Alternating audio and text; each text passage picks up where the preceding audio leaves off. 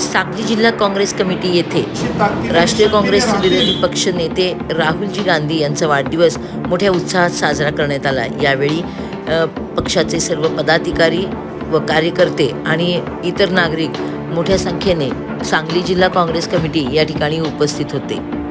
प्रत्येक कार्यकर्त्यांनी व पदाधिकाऱ्यांनी या ठिकाणी राहुलजी गांधी यांच्याविषयीच्या आपल्या मनातील भावना व्यक्त केल्या। आज संसदेमध्ये सुद्धा राहुलजींकडे आपण सर्वजण पाहतोय।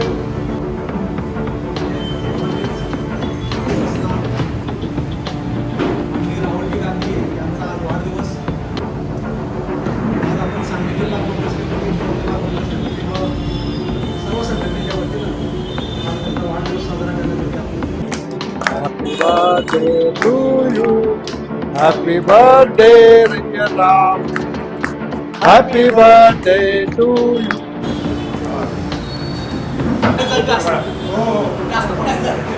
नवलेश व मी एवढ्या मोठ्या घराण्यातला आहे असं न करता साधी राहणे, उच्च विचार जोपासलेले एक आदर्श व्यक्तिमत्व कसा असावं तर राहुल गांधीसारखा असावा।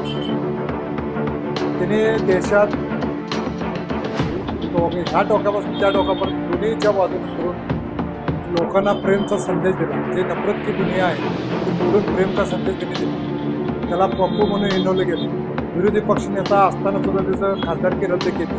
त्यांना घरातून बंगल्यातून बाहेर काढण्यात आलं। पण कुठेही डगमगता न डगमगता स्वतः एकटा चलो आणि सगळे आपले काँग्रेसच्या कार्यकर्त्यांना बब्बर शेअर म्हणून संबोधून एकत्र आणण्याचा प्रयत्न केला। आणि आज जे विरोधी पक्षात सुद्धा विरोधी पक्षातले काही लोक म्हणते राहुल गांधींना काय जमणार आहे, पण आज ते सर्वजण म्हणतात की आज मोदीला जर आणि भाजपला जर फाईट करणार असेल तर फक्त ते राहुल गांधी आहेत। सांगली प्रहार न्यूज करिता मुख्य संपादिका नीता पाटील।